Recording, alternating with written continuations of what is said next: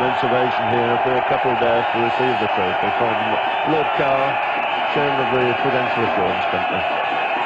1975 से शुरू हुआ क्रिकेट वर्ल्ड कप हर 4 साल में एक नई कहानी लेकर आता है।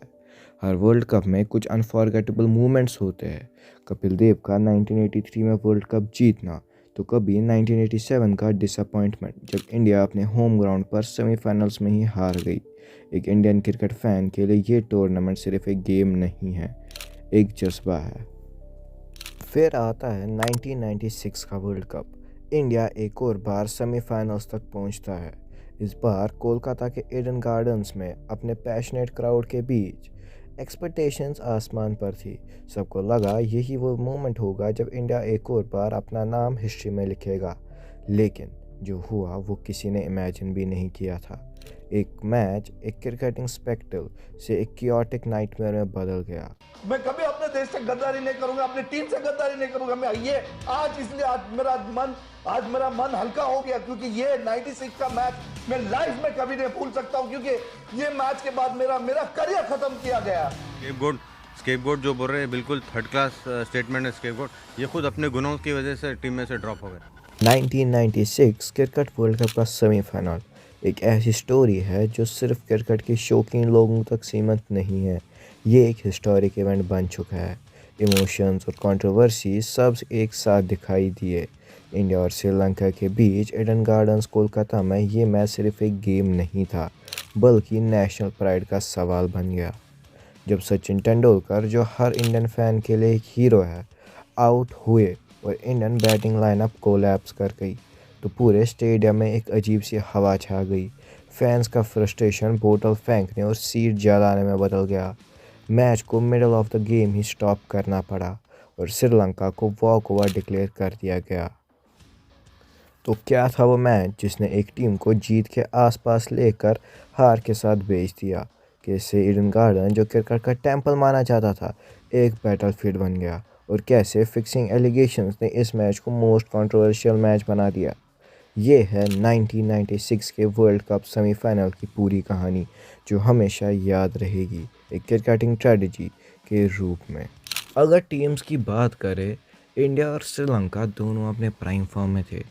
इंडियन टीम के पास सचिन तेंदुलकर, मोहम्मद अजहरुद्दीन, अनिल कुंबले और जावेगल श्रीनाथ जैसे एक्सपीरियंस्ड प्लेयर थे।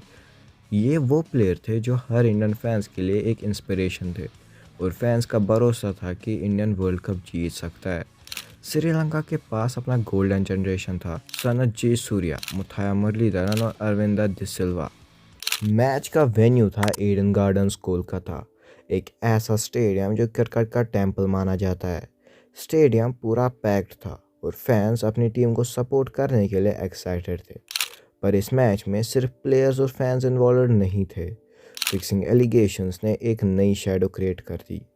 मोहम्मद अजहरुद्दीन, जो उस वक्त के कैप्टन थे, उनका नाम बाद में फिक्सिंग स्कैंडल्स में आने लगा। दोनों टीम्स का माइंडसेट डिफरेंट था। श्रीलंका का गोल था प्रेशर हैंडल करना और अपना नेशनल गेम खेलना। इंडिया का गोल था क्राउड के प्रेशर का फ़ायदा उठाना और श्रीलंका को डोमिनेट करना। लेकिन जब आप क्राउड का प्रेशर हैंडल नहीं कर पाते हो, तो वो आपको हॉन्ट करता है, और यही इस मैच के साथ हुआ। श्रीलंका ने पहले बैटिंग करते हुए एक डिसेंट स्टार्ट दी, लेकिन उनकी इनिंग्स का स्टार था अरविंद डिसिल्वा, जिन्होंने 66 रन्स बनाए और टीम को 51 रन्स तक पहुंचाया। ये स्कोर उस वक्त के पिचेस के हिसाब से कॉम्पिटिटिव था। इंडियन इनिंग्स की शुरुआत स्टेडी थी। तेंदुलकर फॉर्म में दिख रहे थे और क्राउड को लगा कि ये मैच तो हाथ में है। लेकिन जब तेंदुलकर 65 रन्स पर आउट हुए, मैच का पूरा मोमेंटम बदल गया। इंडिया के विकेट एक के बाद एक गिरती गई। स्कोर 120 पे 8 तक पहुंच गया और फैंस का सब्र टूट गया। ईडन गार्डन्स के अंदर लोग बोतल्स और स्टोन्स और चीयर्स पिच पर फेंकने लगे। ये कियोस्क इतना बढ़ गया कि मैच को टेम्परेरी रोका गया। तभी रूमर शुरू हुए कि कुछ senior player deliberately poor performance कर रहे हैं। ड्रेसिंग रूम का एटमॉस्फेयर टेंस था और फिक्सिंग की बातें होने लगी। ये मोमेंट था जब एक क्रिकेट मैच एक पॉलिटिकल और एथिकल ड्रामा बन गया। क्लीव लॉयड, जो उस वक्त मैच के रेफरी थे, उन्होंने क्राउड बिहेवियर और ग्राउंड की कंडीशन देखते हुए मैच को ऑफिशियली श्रीलंका के फेवर में वॉकओवर डिक्लेयर किया। इंडियन टीम्स और फैंस के लिए ये एक एम्बैरसिंग मोमेंट था। बाद में मोहम्मद अजहरुद्दीन और कुछ प्लेयर्स पर फिक्सिंग के सीरियस एलिगेशंस लगे और अजहरुद्दीन को इवेंचुअली लाइफ टाइम बैन मिला। इस मैच का इम्पैक्ट सिर्फ उस वर्ल्ड कप तक सीमित नहीं रहा। ये इंसिडेंट इंडियन क्रिकेट के लिए एक डार्क चैप्टर बन गया।